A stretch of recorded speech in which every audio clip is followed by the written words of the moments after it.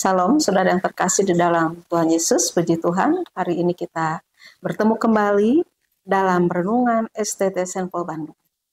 Hari ini pembahasan akan terambil dari Yeremia 13 ayat 1 sampai 11 dengan tema melekat dan berguna. Mari sebelumnya kita berdoa. Kami bersyukur Tuhan untuk kesempatan ini boleh kembali mendengarkan firman Tuhan. Tuhan yang menyertai setiap kami, baik hamba-Mu yang akan menyampaikan firman Tuhan, demikian juga bagi audiens, kiranya firman Tuhan boleh menjadi rema di dalam kehidupan kami. Dalam nama Tuhan Yesus kami sudah berdoa. Amin. Saudara yang terkasih di dalam Tuhan Yesus, bila kita melihat judul porikop di dalam pasal 13 ini, di situ judulnya ikat pinggang yang menjadi lapuk. Ya, setiap kita mungkin kita juga punya ikat pinggang di rumahnya, dan biasanya ikat pinggang itu akan dilekatkan di pinggang kita, gitu ya. Namun kita lihat apa sih porikop ini, ya, punya makna apa, ya, atau gambaran tentang apa ikat pinggang yang menjadi lapuk ini. Baik, ya, kita akan lihat apa yang tertulis di dalam Yeremia 13 ayat 1 sampai 11 ini. Yang pertama saya akan bacakan ayat 1 sampai dengan 2. Beginilah firman Tuhan kepadaku, pergilah membeli ikat pinggang lenan. Ikatkanlah itu pada pinggangmu, tetapi jangan kau celupkan ke dalam air. Maka aku membeli ikat pinggang seperti yang difirmankan Tuhan, lalu mengikatkannya pada pinggangku. Saudara yang terkasih di dalam Tuhan Yesus, ya, apa ya arti ikat pinggang ini, ya, sehingga harus diperagakan oleh Yeremia. Saudara yang terkasih dalam Tuhan Yesus, sering sekali Tuhan ketika berfirman kepada para nabi, itu selain dengan berkata-kata, dia akan memberikan alat peraga yang harus dilakukan oleh nabi tersebut. Kira-kira untuk apa gunanya? Ya, tentu alat peraga itu gunanya untuk mempertegas pesan yang akan disampaikan. Nah, dalam hal ini kita akan melihat apa sih, ya, berbicara tentang apa ikat pinggang lenan tersebut. Ya, jadi ayat pertama dan ayat kedua itu sebenarnya sedang berbicara bagaimana relasi atau hubungan antara Tuhan dengan bangsa Israel. Mereka punya hubungan relasi yang intim, yang akrab dengan Tuhan. Dan Tuhan berpesan, tetapi jangan kau celupkan ke dalam air, itu di ayat 1b-nya. Tetapi ikat pinggang tersebut jangan dicelupkan ke dalam air. Artinya jangan dinodai hubungan itu dengan dosa. Ya, jangan dinodai hubungan itu dengan dosa. Namun berikutnya dengan berjalannya waktu, kita akan lihat di ayat 3 sampai dengan ayat 7, saya akan bacakan. Sesudah itu datanglah firman Tuhan kepadaku untuk kedua kalinya, bunyinya, ambillah ikat pinggang yang telah kau beli dan yang sekarang pada pinggangmu itu. Pergilah segera ke sungai Efrat untuk menyembunyikannya ke sana di celah-celah bukit batu. Maka pergilah aku lalu menyembunyikannya di pinggir sungai Efrat seperti yang diperintahkan Tuhan kepada aku. Sesudah beberapa waktu lamanya berfirmanlah Tuhan kepadaku, pergilah segera ke sungai Efrat mengambil dari sana ikat pinggang yang kuperintahkan kau sembunyikan di sana. Maka pergilah aku ke sungai Efrat, lalu aku menggali dan mengambil ikat pinggang itu dari tempat aku menyembunyikannya. Tetapi ternyata ikat pinggang itu sudah lapuk, tidak berguna untuk apapun. Nah, ayat 3-7 ini, saudara yang terkasih di dalam Tuhan Yesus, berbicara tentang hubungan Tuhan, ya, hubungan bangsa Israel yang sudah mulai rapuh atau yang sudah mulai tidak akrab. Artinya bangsa Israel tidak mengikatkan lagi diri dengan Tuhan. Ya, oleh karena apa? Oleh karena dosa.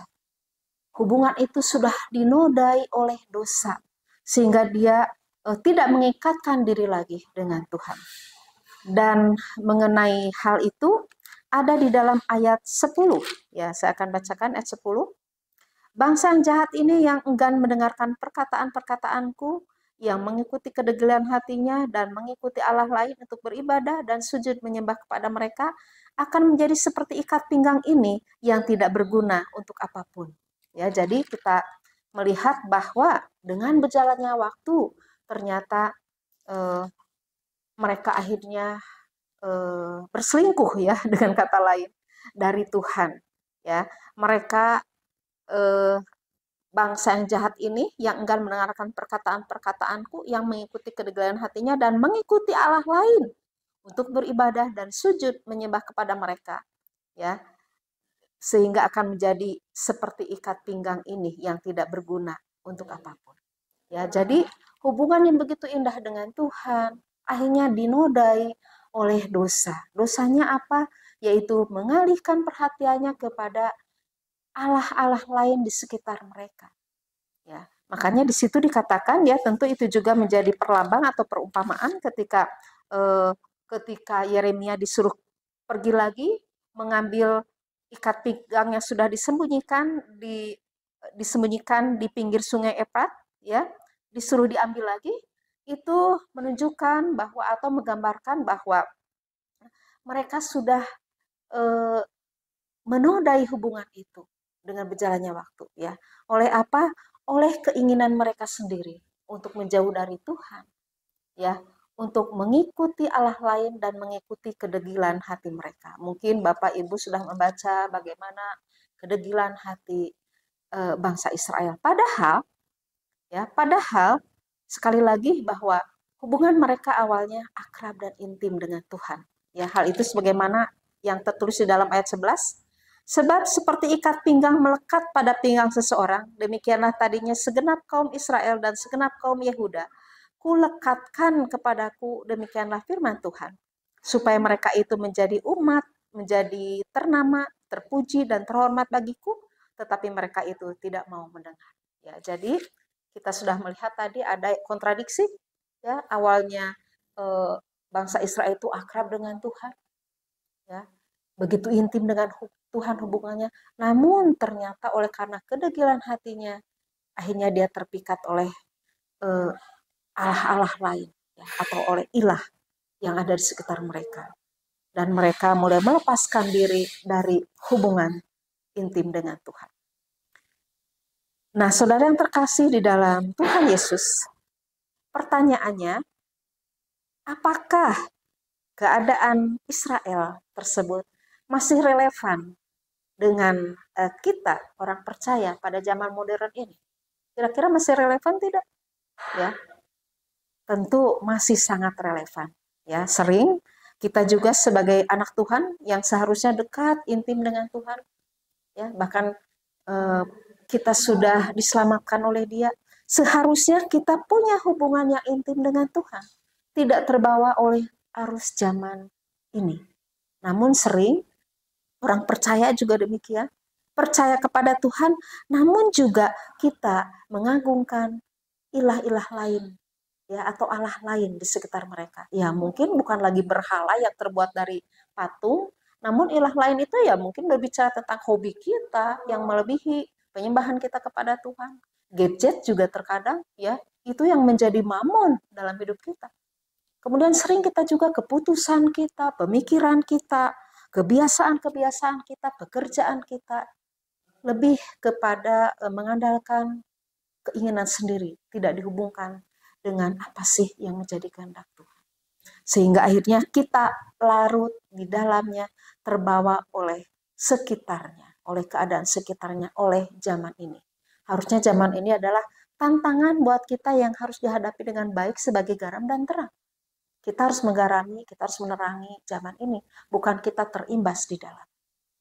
Nah, jadi tentu sekali lagi bahwa apa yang terjadi dengan bangsa Israel itu masih relevan dengan zaman ini.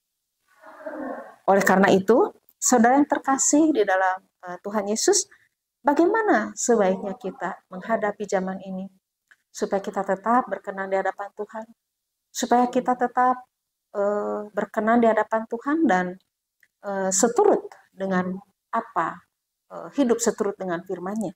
Tentu jangan sampai kita memisahkan diri dari Tuhan Yesus. Ya. Baik melalui pekerjaan kita, baik melalui keputusan kita, baik melalui pemikiran kita, baik melalui segala aspek yang kita kerjakan di zaman modern ini, hendaknya kita tetap sebagai garam dan terang, kita punya integritas, kita punya kejujuran, kita punya disiplin rohani sebagaimana yang Tuhan mau. Demikian firman Tuhan yang dapat disampaikan. Tuhan Yesus memberkati.